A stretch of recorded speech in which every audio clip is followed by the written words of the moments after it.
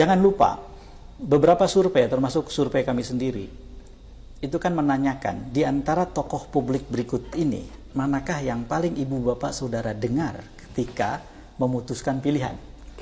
Pak Jokowi nomor 1, tapi kan angkanya cuma 20-an%, menjelang 20%. Tidak signifikan ya. Artinya kalau kemudian saya punya pengaruh, ya ambil aja itu orang yang dipengaruhi itu. 20%. Sementara yang lain kan dipengaruhi oleh Ustadz Abdul Samad, oleh Bu Mega, oleh Pak SBY, macam-macam orang.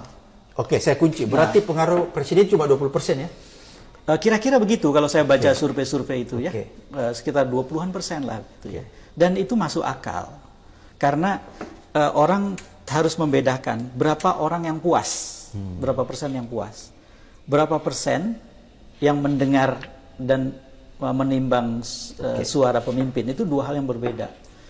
Kalau tahu menurut EM Saifullah Fatah bahwa Jokowi pengaruhnya hanya 20%, maka kenapa harus menakuti keluarga Jokowi kalau Jokowi membangun dinasti?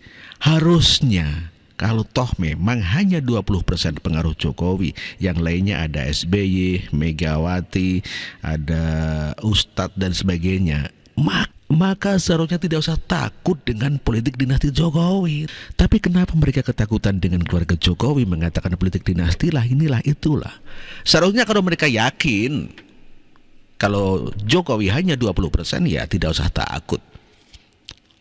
Jokowi kecil lah, hanya 20%. Kenapa harus takut?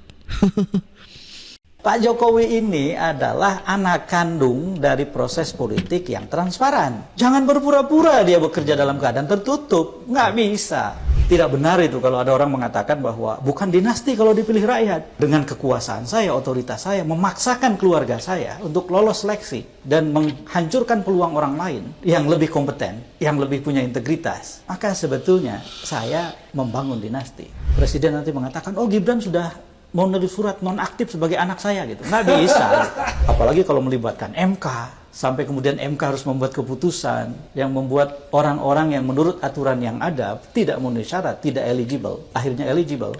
Dan kebetulan orang itu punya hubungan keluarga dengan pemilik kekuasaan. Itu bagian dari praktek pembentukan.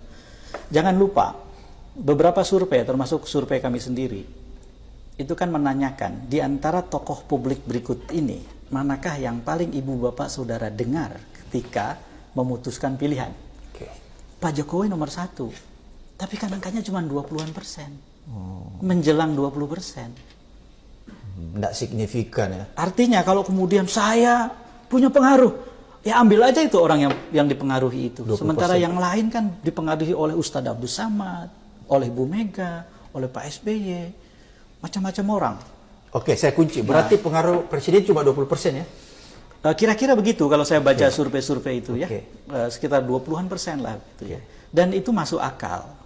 Karena orang harus membedakan berapa orang yang puas, berapa persen yang puas, berapa persen yang mendengar dan menimbang suara pemimpin. Itu dua hal yang berbeda. Lalu bagaimana jawaban Joko Widodo terkait mengenai politik dinasti dalam pilkada? Terkait istilah dinasti politik seperti apa? Ya itu kan masyarakat yang menilai, dan dalam pemilihan pun baik itu di pilkada, di pilihan wali kota, pilihan bupati, pilihan gubernur, pilihan presiden, itu semuanya yang memilih itu rakyat, yang menentukan itu rakyat, yang mencoblos itu juga rakyat, bukan kita, bukan elit, bukan partai. Ya, itulah demokrasi. Jadi jelas ya bahwa yang memilih adalah rakyat, bukan elit politik. Namun demikian, orang-orang tetap menjatuhkan Presiden Joko Widodo dinyatakan membangun politik dinasti.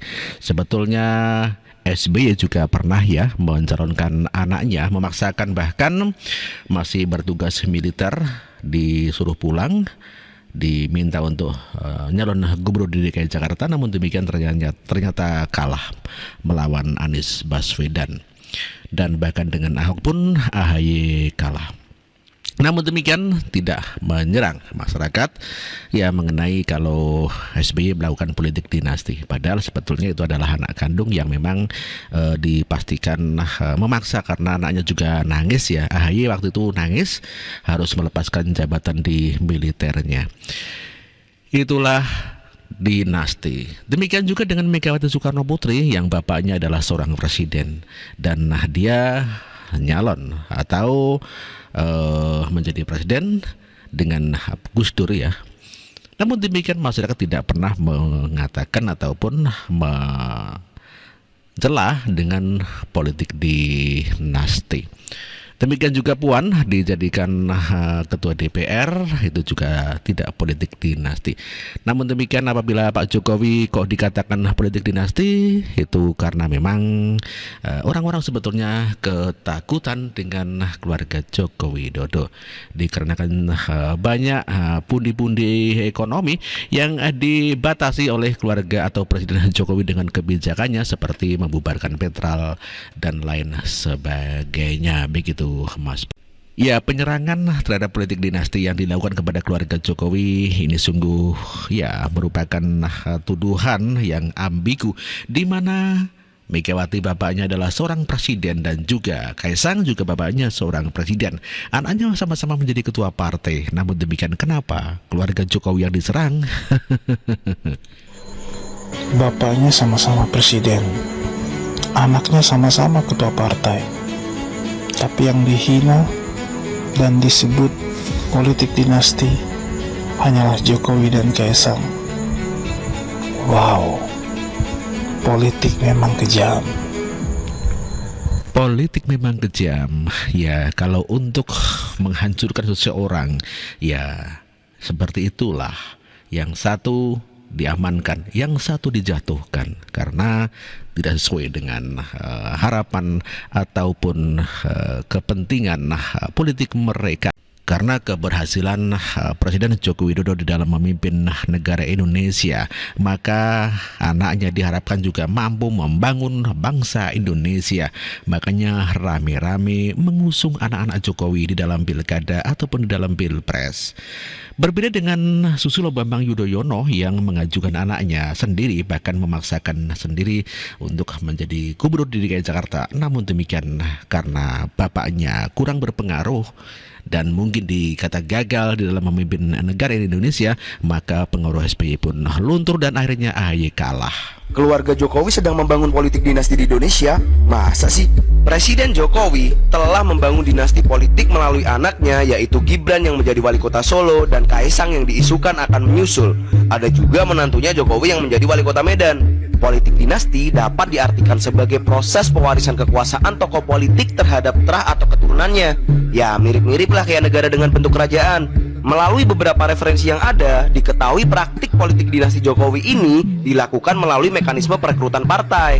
Ya, kita tahulah kini Gibran tengah membangun personal brandingnya. Bahkan diisukan juga Gibran akan diproyeksikan menjadi gubernur Jawa Tengah. Lalu seberapa besar sih potensi Gibran meneruskan jejak bapaknya? Kalau sekarang sih masih kecil kemungkinannya. Panggung politiknya masih minim. Gibran juga masih perlu membranding diri. Ya paling enggak pembuktiannya kalau emang nanti jadi gubernur lah. Tapi panggung politik bakal dikasih ke Gibran atau Kaisang ya. Sekarang Mas Kaisang udah mulai tertarik juga tuh ke politik. Bahkan ada isu dirinya disiapkan jadi wali kota Depok. Mas, katanya bisnis lebih enak ketimbang politik. Udah mulai nemu celah enaknya ya Mas. Gimana menurut kalian?